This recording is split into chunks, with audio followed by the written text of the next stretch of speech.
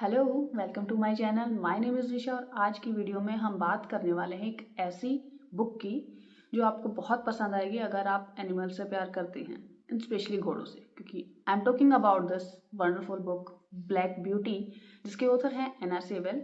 और ये बुक है ऑटोबायोग्राफी ऑफ अ हॉर्स, यानी एक घोड़ा है जिसका नाम है ब्लैक ब्यूटी। उसकी पर्सपेक्टिव से इस कहानी को लिखा गया है, उस घोड़े की कहानी है ये। अब ये जो बुक है ये कोई आम किताब नहीं है, इट्स अ टाइमलेस क्लासिक। ये कोई 5, 10, 15 साल पहले नहीं बल्कि लगभग 150 साल पहले पब्लिश हुई थी। 1877 में ये फर्स्ट टाइम पब्लिश हुई थी। इसकी जो ऑथर हैं वो 1820 में बॉर्न हुई थी।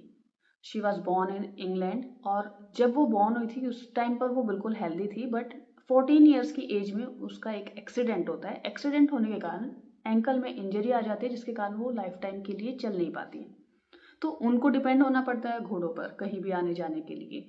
यहाँ से शुरुआत होती है ऑथर की घोड़ों के साथ इंटरेक्शन की। अब वो लाइफ टाइम क्योंकि घोड़ों पर डिपेंडेंट रही, तो वो बहुत ज़्यादा इंटरेक्शन उनका घोड़ों के साथ हुआ। उन्होंने अलग अलग घोड़ों को देखा, वहाँ से उनको इतना टच कर गए घोड़े कि उन्होंने घोड़े पर किताब ही लिख दी। इस किताब के पब्लिश होने के विद इन 1 ईयर ऑथर भी एक्सपायर हो चुकी थी, बट उन्होंने सक्सेस देखी इस बुक की। इतना वो जी थी, कुछ महीनों के बाद ही वो एक्सपायर हो गई थी बुक पब्लिश होने के बाद। ऑथर की ये इकलौती बुक थी, लेकिन ये एक बुक भी इतना बड़ा चेंज लेके आई थी समाज में, लोगों की सोच में, कि उस समय जब विक्टोरियन एरा के टाइम पर घोड़ों के साथ जो ट्रीटमेंट होता था उस पर इस बुक ने इतने अच्छे से एक्सप्लेन किया है कि लोगों की सोच बदल गई। लोगों ने गहराई से इस चीज को समझा कि किन प्रॉब्लम्स को घोड़े फेस करते हैं। उस समय पर दो मेजर चीजें होती थी। एक तो घोड़ों को बेरिंग रिन से बांधा जाता था, यानी जो लगाम होती थी उसको ऐसे पीछे कस दिया जाता था जिससे घोड़े का फेस ऊपर की तरफ हो जाए और गर्दन जो है वो एक कर्व की फॉर्म में बन जाए।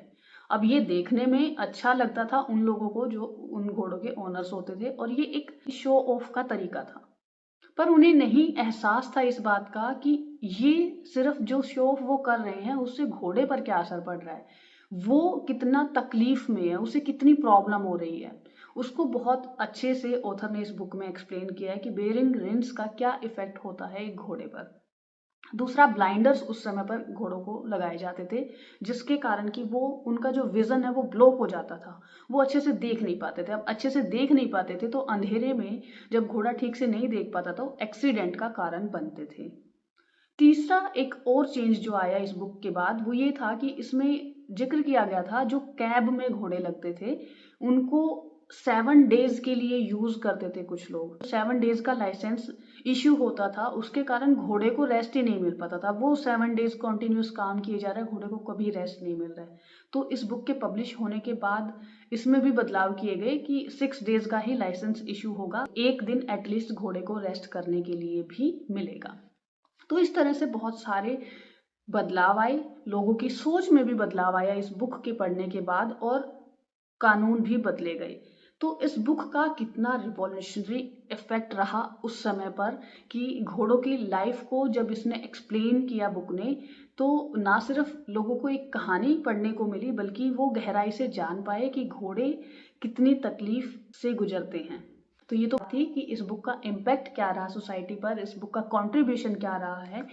अब बात करते हैं इस बुक की स्टोरी की। तो स्टोरी स्टार्ट होती है एक फार्म में जहां पर एक घोड़ा है, उसका नाम रखा जाता है ब्लैक ब्यूटी, और इसी के नाम पर इस बुक का नाम है ब्लैक ब्यूटी। तो ये जो घोड़ा है ये छोटा होता है, इसकी माँ इसे सिखाती है कि अच्छी अच्छी बातें, जैसे हर माँ अपने बच्चे को सिखाती है कि तुम्हें अच्छे से बिहेव करना है, अच्छा बच्चा बनना है, तो वैसे ही इस घोड़े की माँ भी उसे अच्छी चीजें सिखाती है, that you need to behave nicely. और जो घोड़े का ओनर होता है, वो फार्म का जो ओनर होता है, वो भी बहुत ही एक नाइस पर्सन होता है जो उसे अच्छे से ट्रीट करता है, उसे बहुत प्यार करता है, उसकी बहुत केयर करता है। अब इनिशियल अपब्रिंगिंग तो उसकी बहुत अच्छी हुई है, लेकिन ये हैप्पीनेस वाला फेस हमेशा के लिए नहीं चलता है। जब वो उस फार्म से बाहर निकलता है, उसे सेल किया जाता है, तो उसके बहुत सारे ओनर्स बदलते हैं। उन बदलते ओनर्स के साथ उसके साथ वो ओनर्स कैसा ट्रीट करते हैं वो सब भी बदलता है।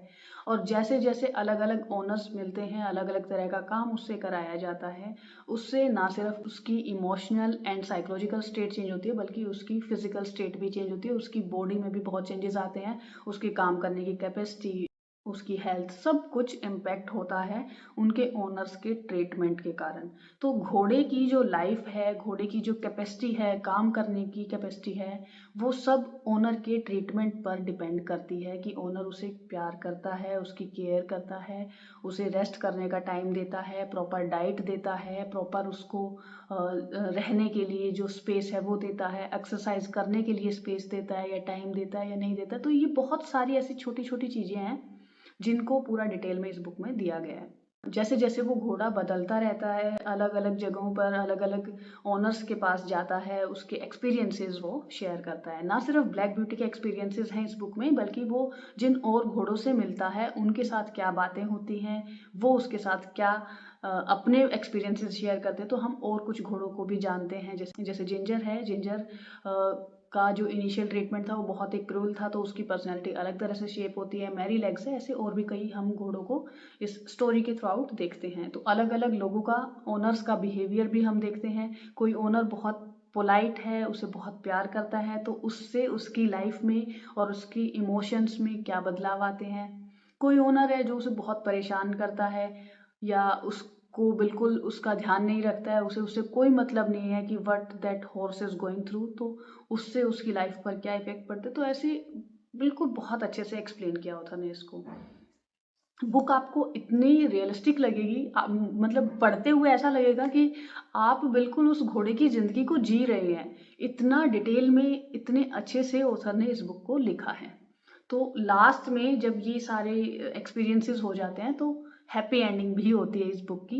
लास्ट जो ओनर घोड़े को मिलता है वो अच्छा होता है और वहाँ पर उसे केयर भी मिलती है और प्यार भी मिलता है। तो it's full of emotions and insights. आप घोड़े की जिंदगी को जानते हैं, आप जान पाते हैं कि क्या फील कर रहे हैं। अब ये बुक जो है, ये ऑथर ने तो एडल्ट्स के लिए लिखी थी, बट अभी ये चिल्ड्रन के 10 मस्ट रीड बुक्स में आती है। अब बच्चों के लिए भी ये बुक बहुत अच्छी है एंड बड़ों के लिए भी। तो आई वुड से कि अगर आपको एनिमल्स से प्यार है, अगर आपको घोड़ों से प्यार है, तो आपको ये बुक जरूर पढ़नी चाहिए। आपको ये बुक बहुत बहुत पसंद आएगी। मुझे भी पर्सनली ये बुक बहुत अच्छी लगी and I highly recommend that you must read this book. अगर आपको ये वीडियो पसंद आई है then do like, share and subscribe to this channel. अगर आप कोई स्पेसिफिक बुक मुझे रिकमेंड करना चाहते हैं, जिसकी समरी आप जानना चाहते हैं, तो आप मुझे कमेंट करके बता सकते हैं। अगर आपने ये बुक पढ़ी है देन डू टेल मी कि आपको ये बुक कैसी लगी है। That's it for today's video. Will meet in another video. Till then keep reading, keep learning. Bye bye, take care.